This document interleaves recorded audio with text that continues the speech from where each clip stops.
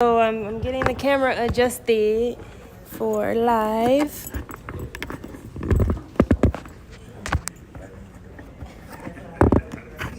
What is all this right here? Oh, Marsha, let's put your stuff on the side. We want a good clean image. I don't know. I'm a videographer, so you know. I want to make sure that we have it all good.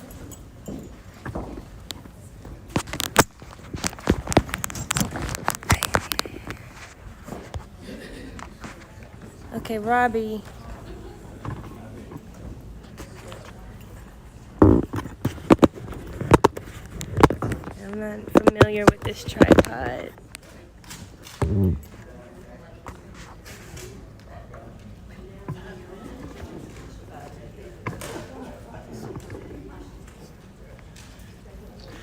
Where's Lamar? Lamar, come here.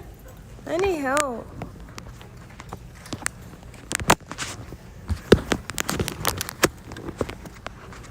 I don't like the way it's...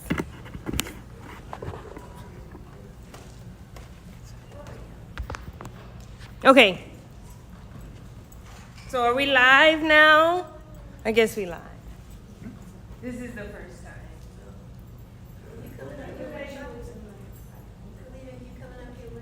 I guess so. I guess I'm gonna moderate too, because you know we are on limited time.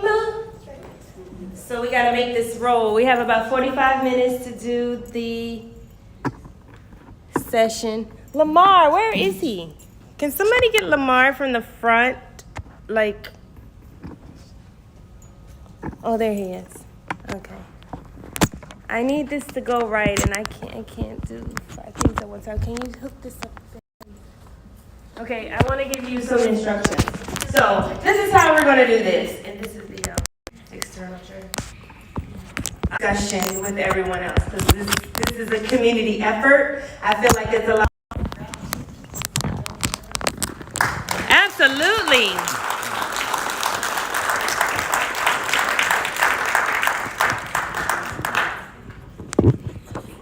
Yes, and the website is noaddressdocumentary.com. You can learn more, have articles on there, links to a lot of good things. We're streaming the first one. So the second one, we plan to go virtual, because I wanted to start it and premiere it right here in Atlanta, obviously. And then from here, we're going to go virtual, because a lot of people weren't able to make it due to COVID, so we're going to go virtual. So I'm waiting for this to get right, and then we can start. Yeah. Let's leave it just like that. Yep, perfect. We going live. All right, so let's start with Mr. Anthony Pope. Everybody introduce yourself first, and then talk about what resonated with you in the documentary and the continuation. What's new? Good evening. I am Tony Pope, and I'm an architect with Atelier 7 Architects. What really resonated me in this movie was the same thing that inspired me to get started with what I do now, was the condition of the streets and how the people were living. I was in a men's fellowship that met at Big Bethel every Friday morning, and I used to live in Decatur, and I'd come underneath that bridge going over by Grady, and there was always at least 50 or 60 people living in boxes, very orderly, and I noticed we'd go to church very early in the morning, and when we come out, they were all gone. And I was always scratching my head, where did they go? And so I went back to my desk, and I started, I've been dwelling in shipping containers, as you can see, and I can talk for 45 minutes on this. I started deciding that the solution was not moving them to centers, but bringing the housing to them. They live in cracks. Let's develop a typology that would allow them to stay where they are, but we can bring the services to them. And so I started developing shipping containers in smaller modules that can be moved around. You see how, it's a part of the global economy. I thought if I could develop a series of rooms that we could move around, they're sustainable, cannot be destroyed, easily cleaned, and I could pick them up and relocate. I had worldly goals in this. I went and presented for a couple of years to the city on different developments. I actually talked myself into a development doing some affordable housing with shipping containers in the community. This is when I learned about NIMBYism. I got shot down really fast and really critical about what the box looks like. We had developed pocket communities, which is what we're trying to develop now, and we're still focusing on this. But I got through regulation. You saw that the village got built. We figured out how to build this. We're working with the state now, some progress to get this embedded in the state code so that shipping containers can be used everywhere. My building program now moves the shipping container into factory production, so it's no longer called a shipping container. It's now a modular building, which can now be built everywhere. I'm really pushing to have the shipping container classified also as a manufactured building. Through HUD program, I can then build in Georgia and help supply housing for Tennessee, Alabama, and all these other places, and then get rid of this, I can't have this next to my room. Current things that we're working on right now is we've discovered Pad Split, which is this fantastic program with SRO. And we are now seeking to develop from ground up brand new single SRO pad split rooms to help supportive housing and affordable housing. So our goal is to take single family lots, convert them into higher density lots, give everybody a place to live, a room, their own closet. I love that comment about the address, terribly important. And so it's difficult. I had worldly aspirations and I've been beat down by zoning and NIMBYism, and I can't afford it, and I've got a lot of no's, and so I thrive in that area, and I look forward to building more of this. So, yeah. Question, SRO, for people that don't know what SRO is. Single room occupancy. All right. And the beautiful thing is Atlanta Housing Authority just approved SROs now as a part of their voucher program. So these are now going to be legal in the city of Atlanta. Fantastic. Hi, I'm Anita Beatty, and I don't think I have anything to say to add much, except that I think Tony and his solution is absolutely magical. I remember, and Myrtle Davis is in the audience, we remember back in the day when Wade Burns, bless his heart, I don't know if he's still around, tried the container idea for homelessness. And we were all very opposed to it because he had no design. But this design makes it look really attractive, and it can be masked, so that you don't know it's a container. I like that, and I think it's a wonderful solution. What I brought away from this, first, I hadn't seen this whole video before, was too many close-ups. What is wrong with you? Because you're telling the truth. We need to see your eyes and feel your passion. No, I'm 80 now, y'all. So I don't really... No more close-up. I love you, though. You're wonderful. I love you too, Anita. Yeah, you didn't introduce your boo, but you need to. Okay, all right. Anyway, I've been around a long time, and I have a picture that somebody sent me of Jim and me the first year we were directors of the Task Force for the Homeless in 1985. And you would think, we look like teenagers. It was so long ago. Anyway, this has been the most incredible journey, and the most exciting part of it was the experience in Peachtree Pine, because everybody hated us. I could walk into City Hall, no, except Felicia. She would not. But everybody in the power structure did. I could walk into City Council and clear the room as easily as Bill Campbell could at that time. So it was very difficult. And Bob Kramer and his lovely wife Sally are here. They were with us through thick and thin on the board, as Myrtle was from decades ago. and also Scott Satterwhite, who was a great supporter of Peachtree and Pine. And of all the people in the world, he would come and say, what is it that you need? That's not something that is easy for us to hear. I mean, we don't get that very often, but what a generosity that man includes in himself, and what great work he did in this community, helping Solomon's Temple and other facilities, not just Peachtree and Pine. He did pay the water bill, y'all know. That horrible water bill that we had for the city.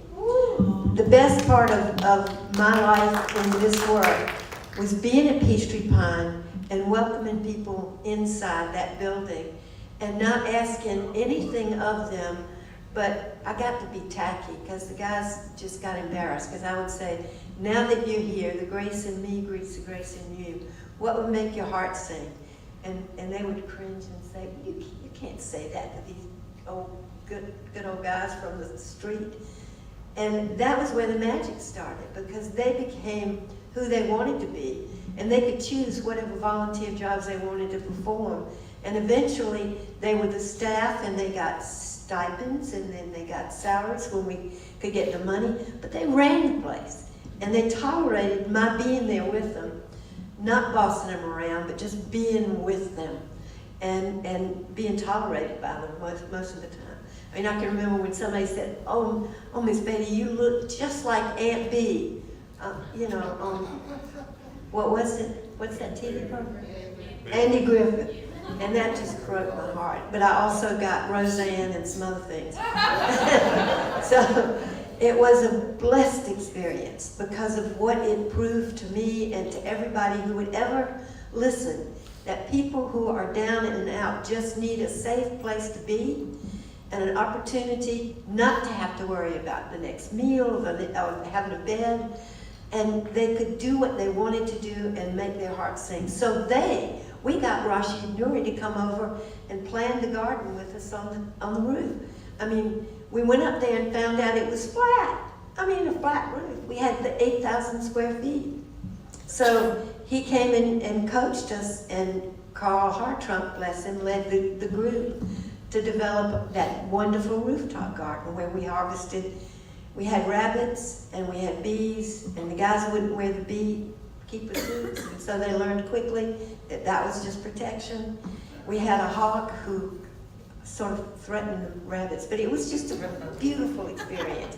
And an art gallery, which made my heart sing. So I will not say anymore, because what is going on now on this platform is a collection of people who have the solutions. Thanks to you, Miss Kalita. Your brilliance in collecting people. In spite of the close-ups, I love you deeply. She is so gifted and so meticulous in what she brings to us, and so skilled in making people say exactly what she wants them to say. She can do it. She's wonderful. So thank you, Felicia. Thank you. I have one. All right, I'm gonna give one to Marshall. I'll pass it down. Okay. So, first of all, thank you for including me in your documentary, and thank you for thinking enough to document it. Because I believe that this story needs to be told, and so hopefully you'll find ways to get it out and disseminate it.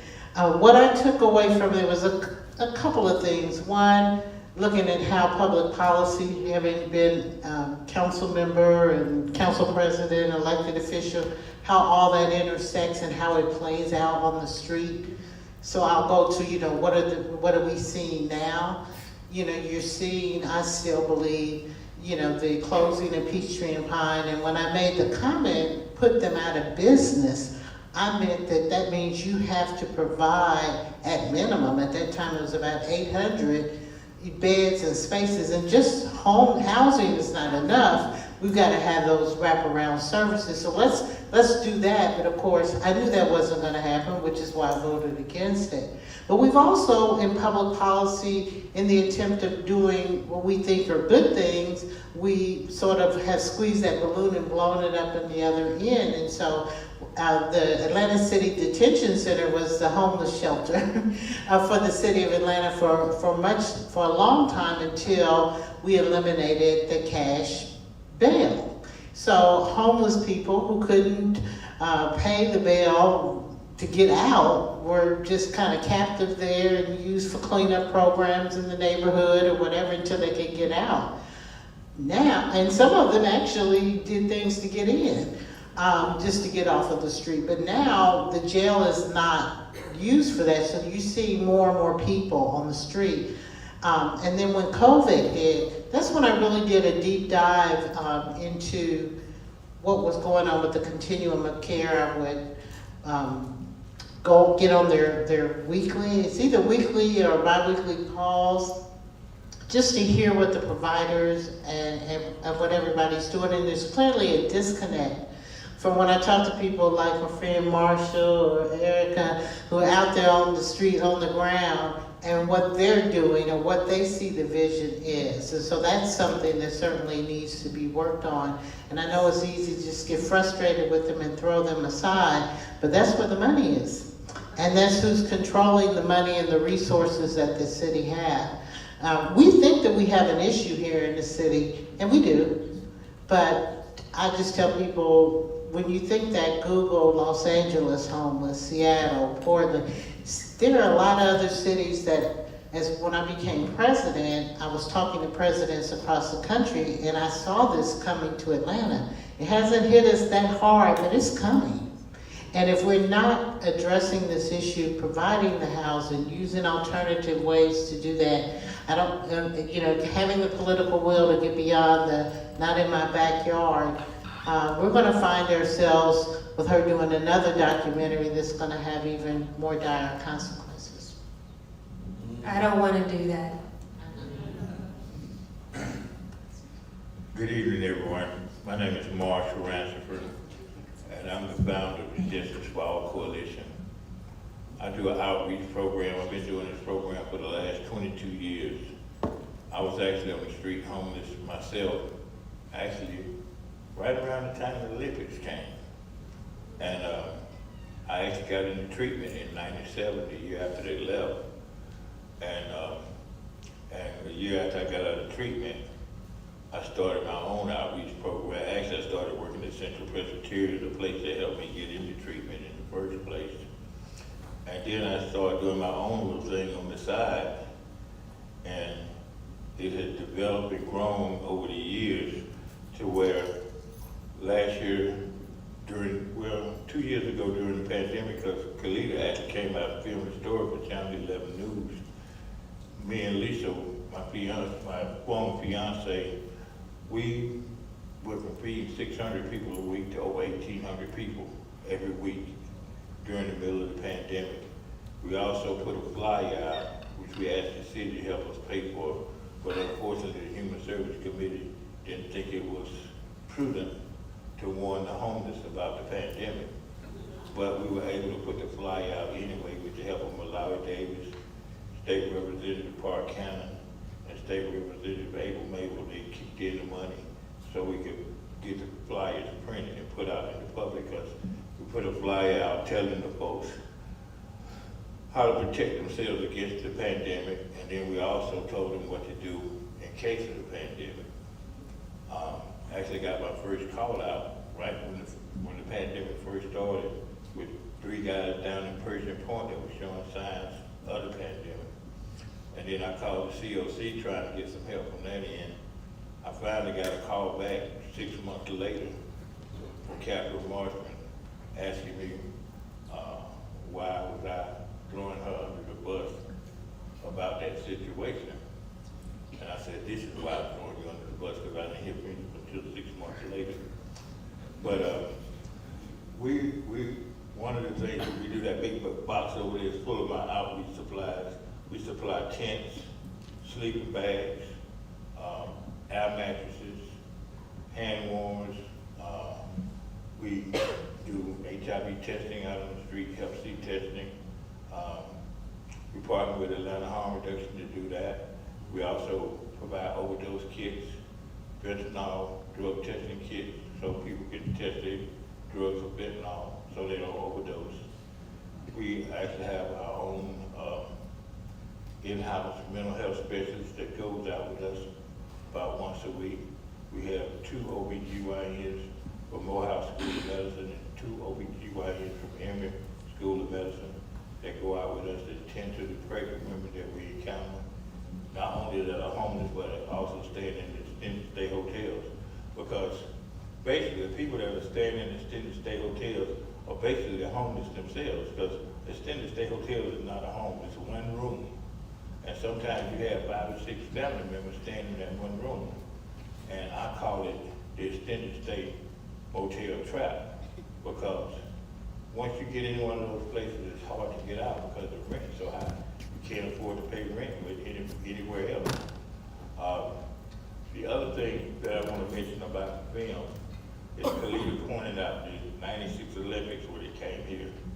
And the 96 Olympics did cause a lot of homelessness, it caused a lot of issues. But there was another issue here in the city that really caused a bunch of people, especially poor communities, to become homeless because the cash bail system wasn't in place at this time, back in 2005. The city of Atlanta passed an ordinance called DC-6. And this was, you couldn't be in a known drug neighborhood. And these folks ended up getting,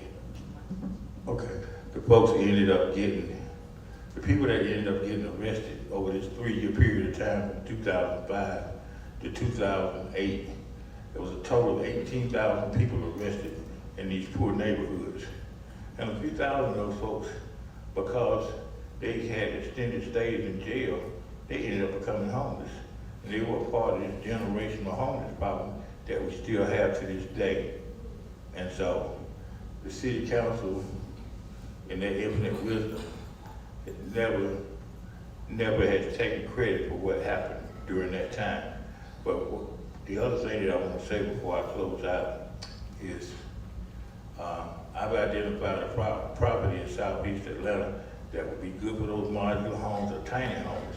I talked to Felicia Moore about it before she left office, and hopefully we're gonna be able to put something together, because it's a neighborhood that's been abandoned for like over 20 years, and I would love to see us come together and make that property available for homeless folks, you know, to grow a community and people that could be productive in the society that we live in.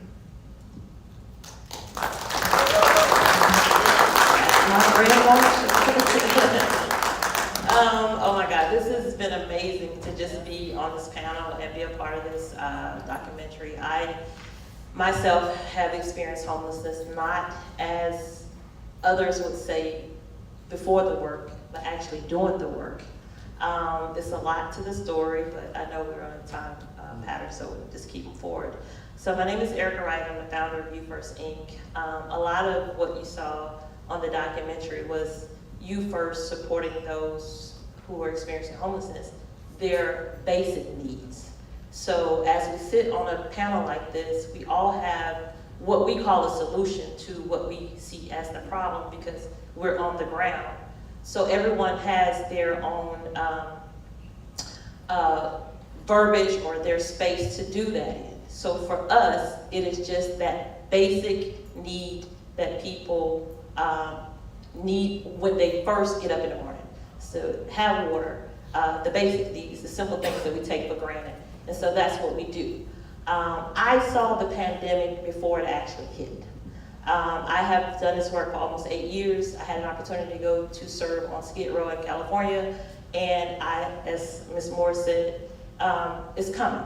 And we talked about this. What will Atlanta do if we found ourselves in the middle of a pandemic? We were out on the ground teaching people how to just simply wash their hands with a bottle of water before we saw the sinks and the showers. And so at the end of the day, nonprofits who hit the ground, we have a lot of solutions, we have a lot of thought process, but we're not often invited to the table. So I'm appreciative for a documentary like this, because I feel like it's the introduction to what we would like to be a part of. And so as we look at Atlanta, who has, that I see, one organization that has a lot of the funding, or some of the organizations who have a lot of funding, who really decide what they're going to do with it. We're not always invited at the table. So thank you again for having me. one of our projects that we're working on right now, as we've been talking about the people who are experiencing homelessness who live in the extended stay motels, one of the things that I couldn't rest with thinking about the children that you don't often see on the streets, but we know that they're out there. So we just purchased a school bus. I want to renovate it so that we can go, so that we can actually go out into the community and give children an experience that other children just basically have from day to day. And one of the things I would like to say to nonprofits who hit the ground every day, we didn't really get recognized until we were out during the pandemic, doing the work by Tyler Perry, and once we got the van, it opened up the door. But I had been going to countless meetings. I will say Ms. Moore is probably the only politician that I know who have hit the ground with Marshall and I. We have sent countless letters. You know, at one point, City Hall said I brought 300 people to her park. But at the end of the day, those are those things that we can't fight, but we can do what we can do from where we are in prayer that eventually we'll get a place at the table so that we can all bring our thoughts and collectively come together to do some really good work in the city of Atlanta. Absolutely. We're going to be kicking the door in like, bam, we here.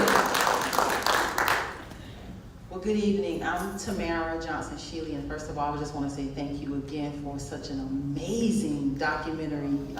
You did a phenomenal job. Well, now you've met another politician or someone in politics that, that went through it. I became homeless in 2014, lived in an extended stay, so I know this journey. Me and my children lived in that situation, and I can just tell you that I grew up in it as well. You know, my father is a homeless man to this day in South Georgia. And I've had this conversation with Marshall because I'm like, we've tried, we don't know what to do. And I know it takes policy and it takes good people that have a heart to do this work to get this right. So I've run for office here. I was on your ballot in 2020, I was on your ballot in 2022, and I've been fighting for reparations because that's a part of it all, making sure we have the resources for these communities that need these monies to make sure that they have housing.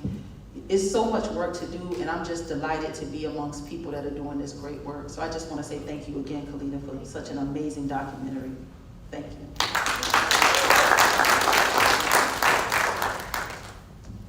Hats off to you. It was a wonderful documentary, comprehensive, very layered, multifaceted, just like the problem. So I'm really grateful for everybody's work and everyone here. Shout out Kamal Franklin with Community Movement Builders. He was in there, he's in the audience tonight. Shout out to Kamal. It's right here. In terms of, I guess, the now to your question, so my name is Robbie Caban, and I'm a broker in the real estate industry. I've been in real estate for about a decade. Ironically, I got in real estate because as a young person, I was housing insecure after my family had some issues and losing one of my parental figures. So to me, I knew it was significant that as a young person, you need, just like anybody, but especially a young person, you have to have stability to be able to focus in school and, have clean clothes, and you need food, things like that. Basic needs, as you said. So I decided after some corporate time that real estate was what I wanted to do to help regular people, normal people, attain, the, I guess, quote unquote, American dream of home ownership. And potentially wealth creation. And sadly now, I don't even want to look at a real estate contract. We have, I don't know if I'm allowed to say this, but we have bastardized and commoditized what used to be a dwelling that was your safe place into, we were celebrating people who own 50 rentals. And the irony is, these people who have this mentality like, oh, I'm a real estate investor and et cetera with 50 and 100 rentals, and I get to sit back on passive income. their mentality sometimes for people in home or who don't have housing is you don't want to work. Well, that's kind of interesting because you're sitting on passive income. Sounds like you don't want to work, you know, and nobody needs or empty houses, especially during a crisis. You know, a crisis that Kavita has put together amazingly that shows with solutions in place. So to your point, I guess to the developer's point on the NIMBY and the not in my neighborhood, we really need to restructure the Npu system in Atlanta, the neighborhood planning unit. It is completely overtaken by gentrifiers who are allowed to charge monetary dues, and that is how they control these neighborhoods. Our legacy residents are silenced. There's often a token person put in front. And I don't want to get too much into it, but that is the problem with zoning. That is why nothing will get passed. And to Felicia Moore's point, you know, and policy, and Marshall's point to policy, and Anita's, and Tamara's, frankly, you know, it was the city of Atlanta that invited the West Coast here with tax credits. Who bought up Oakland City? Who put out the people who were lived through, this is my neighborhood where I live, divested with no jobs, no credit, barely quality goods and services. And then I'm glad you got the van, that's cool, I love that. But Tyler Perry never lowered that wall. He never lowered that wall. He didn't hire locally. Through the NPU structure, there isn't any direct community engagement that has proper oversight. The community engagement group he had to change its bylaws. That's how badly they didn't even have quorum to facilitate with the true community. And these are our resources to kind of conclude seeing this and seeing the state that we keep our neighbors and residents in makes me not want to work because I don't want to finance this. I don't want to finance the destruction of people's barely belongings and the suffering with my taxes.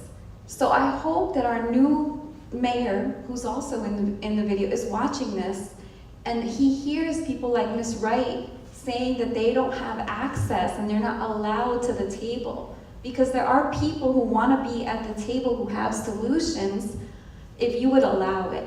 So when he's on the news saying that we have jeopardized the ecosystem, which just happened in an article 2 weeks ago, no.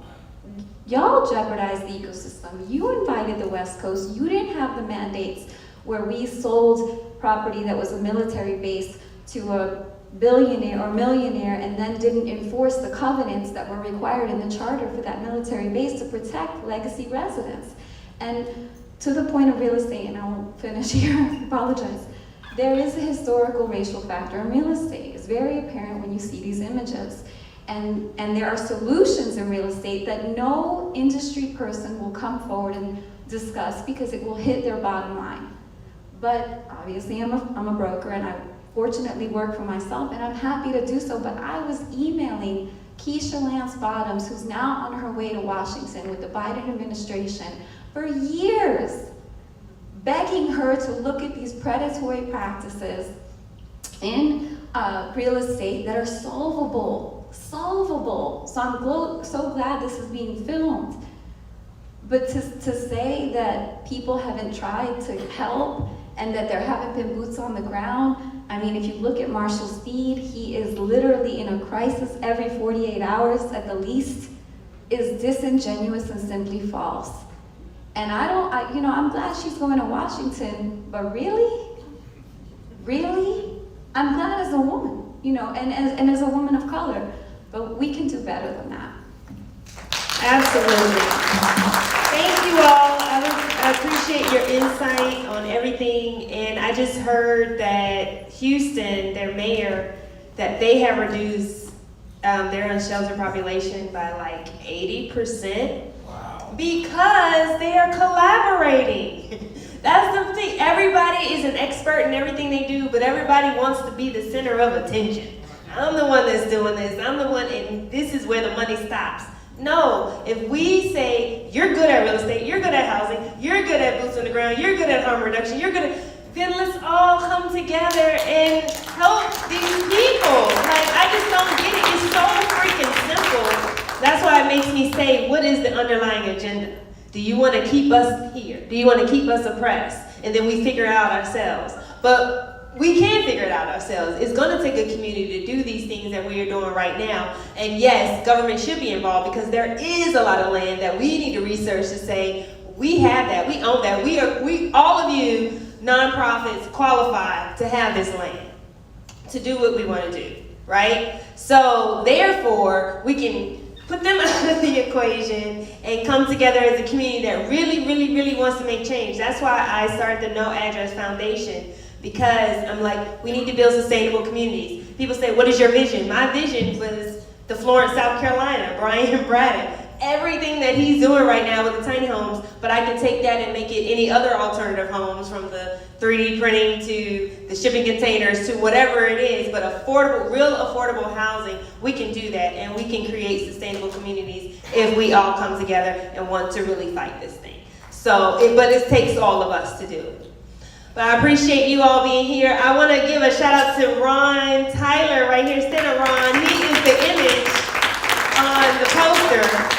He is not actually unsheltered, but he went out and he's an actor. And he said, I want to come out and I want to do this. So he came out and we filmed him in this process, and he has learned a lot just being in that and how people treat you when you look unkempt or have this stereotype. So, any questions? We are limited on time. We probably have about 10 more minutes and we gotta get out of here at 9:30, okay? Yes, I'm gonna bring the mic to you. Just say your name and you can address your question to whomever. I'm Dr. Deborah Clark. I'm an environmental recycler, project manager, former realtor, so I've been able to see this project probably about 15 years ago, when we were looking to close the loop on containers, shipping containers. And I work with Tony. I was gonna scream out when he was on the film, but I thought I behaved myself. And I remember coming to Peachtree and Pine. I was almost sitting here, almost going in tears. Felicia, I was out there with your circular campaign, hoping you would take the seat. But Tony sent me, and this is something I need to, and all of you can do this because this is something collectively can do. Tony sent me to an event where the mayor was, and he made a statement about, I'm here for all of the constituents of the city of Atlanta. And of course, when it was Q&A time, all of a sudden I got caught short. But as everybody gathered around him, I went to him and I said, there's some constituents that aren't here because they're back guarding their tents. So, since they're not here, are you willing to come down there? Because I go down there and I feed them, I clothe them, I get them showers. And I sit down and I assess them and ask them, where does God want you? Where do you see God taking you? Because this is not supposed to be. And he said, so you want me to come down there? I said, yes. Sit on a blanket. I can set it up. We call it the Utopia under the 7 bridges. Utopia, okay. And he said he will do that. And he gave the scheduler, she gave me a card, and he said, put her on our schedule and let's talk about it. This is the second time I've confronted him about it. I said, we're going to start building communities and affordable, sustainable, alternative housing solutions for our homeless people. So he said, I don't want what we've had before. He said, I want something new. And I thought he was just setting himself up. Because if the constituents include all of our unsheltered residents, I said the first thing we need to do, and you guys can help me do this, is we need to change the language of homelessness. They're unsheltered. If you're living with Big Mama, you're unsheltered. I mean, you don't own your house and you don't own your land. So technically, you could be homeless in that sense of what homelessness really, I mean, if we change the concept of what it means and we put a heart to it, then people listen to your heart, not what you see what I mean? And so the panel, what do you do to put the heart, because you've done the work. You've done the work, but what is this extra piece, this extra thing, just like I did, go to an event and then challenge your state legislators right there on the spot where everybody and the cameras and everything are right there. You're gonna have to put people in a place where they cannot hide anymore. So my question is, where are the things that you can do so they can't hide anymore? You gotta come up with those things, those innovative, in-your-face kind of things, because once, I mean, shout out to the nonprofits, because nobody knew who we were until the pandemic hit. And where I thought the churches were gonna come in and do something, they didn't do anything, and the nonprofits. So we need to, you know, what are we gonna do, Felicia? What are we gonna do about the, you know, you know all the politics, you know all the bones are buried, you know where all the lines are drawn. I mean, your expertise, you were put there so you can tell us how to navigate. And in each of the different industries, as an architect, as a nonprofit, as an advocate, as a former unsheltered person, all of you have creative and ingenious ideas that collectively need to go on tape so we can all be a part of it.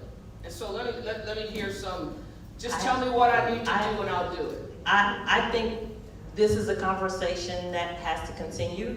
I know this firsthand because I've been doing this work now for 8 years. I've been to every free breakfast, every mayor's event, whatever it has been, I've been there. What I have seen is, as a person who's unsheltered, who has mental illness, who has had to go and stand for a shower, go to Grady to get meds, is that what was said on this film tonight is that it is a system that's broken. It is a system that is ran by money. When I went to receive my medicine after I lost my job and health insurance, they wanted to put me on lithium because I have bipolar 1. And because I came from private sector and knew my counselor and knew what to eat and how to operate, I Googled, I'm not taking lithium. But what struck me was, as I went through this so-called wraparound services, I realized that the system is set up because how many people were sitting in the lounge who took the lithium, who continue to go and didn't have other medical health issues. I say that to fast forward to the conversation has to continue, because before we can talk to the young man on the end or the young lady on this end, is that we have to have the emergency care for people to be able to be alive so that they can get into affordable housing. So as a person who was a recipient of a voucher, who couldn't go and get, I had an $800 voucher, and I'm a single parent, but my son is older, so I had to get a 1-bedroom apartment. No one in the city wanted me. They gave me a list that was miles long, and they were all outdated. So this conversation, even if we started right here, once we get to the local leaders, the council, city council, mayors, the people who can make some of the decisions, it's not just that they're not hearing us. They've heard it all before. It's the part, like you said, we wear the heart, but until they come out here and hit the ground running and see what we see, I don't know if the conversation is going to extend for further than that. One of the things that you can do, next Wednesday, they're having a breakfast meeting at 86 Pollard Street. Captain Marshall and the COC is leading this meeting. Where you can start at is come to that meeting and help me ask the hard questions, because they're not gonna let me ask all the hard questions. I'll be lucky if I get 1 or 2 in, because I am not a favorite of people at City Hall. I doubt I'm not. But what I want to say is, see, we need to call Captain Marshall on the 28 people that have died on her watch in the streets of Atlanta. I found 12 of those people myself. The last one was Tia, I found 2 years ago, dead on the front porch of a house on Proctor Street. The other thing that needs to be asked is what is this so-called compassionate removal of the homeless encampments? Ain't no compassion involved when they come in and remove a homeless encampment. That's BS that she's feeding y'all. Right. I hate to interrupt you, but they charge if I stay late. Okay. So I'm gonna have one more, real quick, and then we can take this conversation outside. How about that? You can direct it to whomever. So we have this beautiful woman right here that wants to ask a question. My name is Abel Mabel Thomas. Oh, yeah. So first of all, the documentary needs to be played over and over and over and over to different audiences throughout the city of Atlanta. The other thing is, I've not seen a group, add in Kamal and some others that specifically in the room that are in a position to actually make something happen. Now, Felicia Moore knows more about what's going on with the homeless than any probably political person besides maybe Park Cannon and to some degree myself. I'm born and raised and live in English Avenue, Vine City area, so I've been on the ground with Marsha for a while. Miss Bailey, all know. But if we can figure out a way that this group, with a couple more people, stay together for a period, I think we can quietly and loudly make an impact. Now, when you go to and run into the mayor, what y'all have to understand, a mayor's responsibility is to generate economic development. He's not in the position y'all think he is in. He is being told what to do all the time by Central Atlanta Progress, all kind of groups that's pulling on him, that you can never, no matter how many times you run into him at a place, without an organized machinery in place, you're not going to make him change anything. So the person, obviously, that could make impact would be, I'm not trying to put Felicia on the spot, would be Felicia. The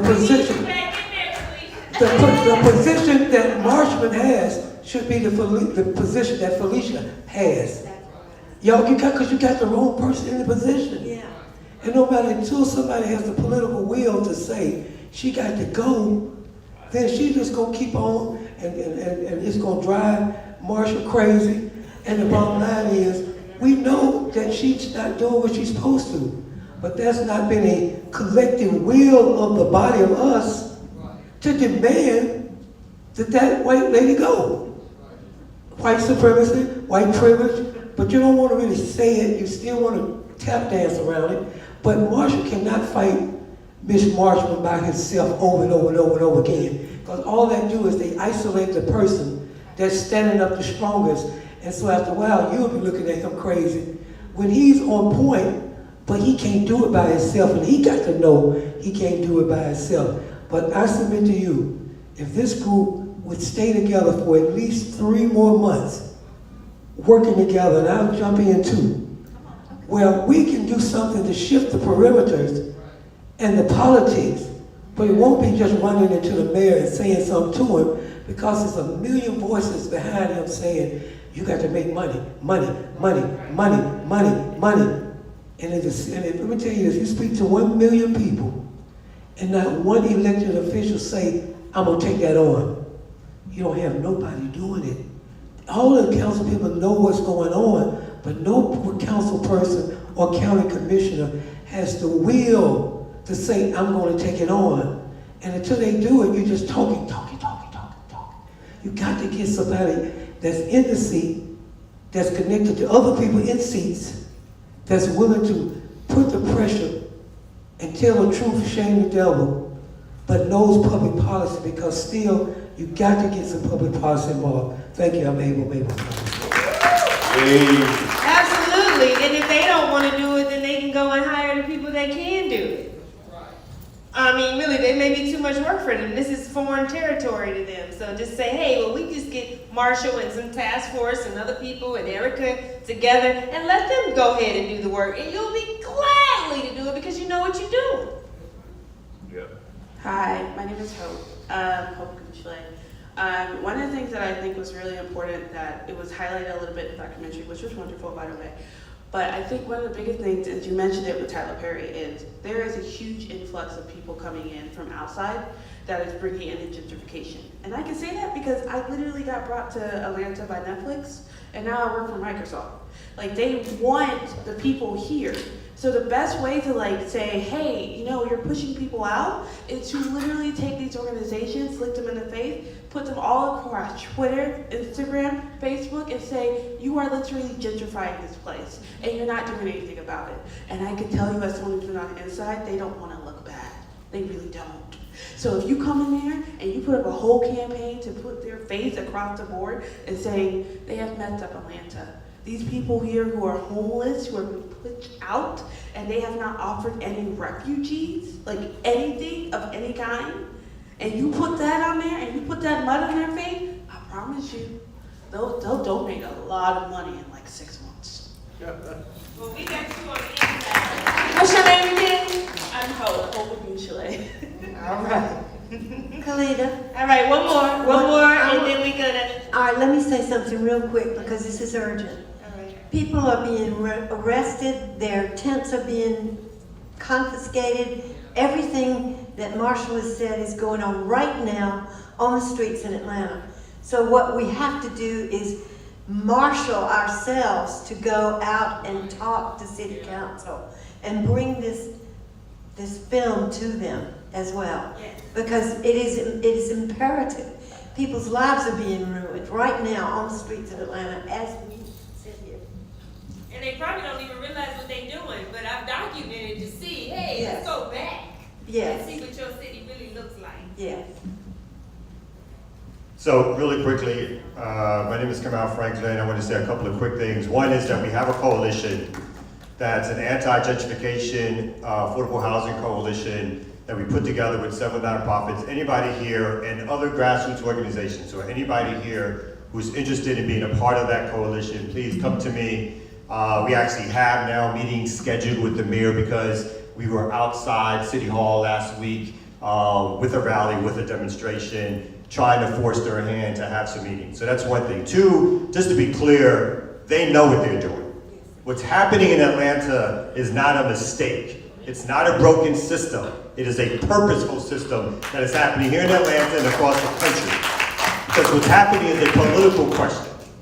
The political question is that they work, well, not the political question, but what is happening is that they work for rich people.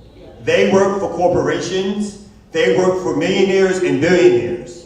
They don't work for you and I. They don't work for us. And so it's not about us having meetings or conversations or sit-downs. We have to take the government over. We have to take the streets over. We all do good service work, including my organization. We all do good service work. We all do good things for people in our community. We need to continue doing those things. But all together, they won't add up to anything unless we're able to take over the resources of the city, which spends billions of dollars, hundreds of millions of dollars, to arrest people with their $300 million order to police, to bring these corporations into Atlanta and give them tax breaks, to build condos, luxury housing, which pushes poor people out, to gentrify and take over communities. That's not by accident. It can't happen decade after decade after decade after decade, and then someone stands in our face and say, I didn't know. You knew because you did it, right? So, lastly, there's always a racial question. But the top racial question for us here in Atlanta is, this has been done by black leadership. Right. Come on. Come on. These are the black folks who smile in our faces and tell us they want our votes. But then when they get in this office, they work for white and black millionaires, but there are more white ones than black ones, so let's be honest about it. They work for the corporations, they work for the billionaires, and they do their bidding. Then they come back to our communities and say, vote for us again as I destroy public housing. Vote for us again as I gentrify this neighborhood and this community. Black city council folks and black mayors have led the way to gentrification in Atlanta in support of the white economic elite. So I say that to say that this is not an accident. This won't be served by our service projects. This won't be solved by our service projects, as important as they all are. This is a question of power. Atlanta City Council and Atlanta Mayor have power. It's up to you to take it. That's what this is a question about. That's how you solve the problem. Our programs are good, but the question is, how do we take resources and redistribute those resources to our community? That's what the fight is about. Thank you. Thank you, Kamal. Thank you, everyone. We're gonna wrap up right now, but we can totally continue this conversation. Get everybody's information that's on here so we can really do something. It's not just, this is where the buck stops, and this is where I'm just gonna continue to do what I do every day. Let's really get together and make a plan.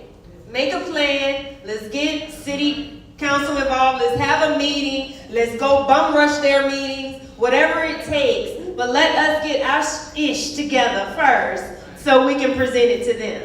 Okay? I'm serious. All right, so I love you all. I thank you for your support. Let's do virtual screenings. Contact me. We're going to get this word out of here because we got to make change. We can't be here another decade talking about now we got, because it says 6 million, right? We don't need to be like now we up to 16 million because of these moratoriums and everything that's going on. We got to really start creating. There's a bunch of land here, and let's get the foundation so we can build around it. I love you all. Peace and love. Y'all have a good evening. Thank you. I want to say one last thing. I'm going to create a Facebook event around next Wednesday's event at the Continuum of Care. My Facebook page is public.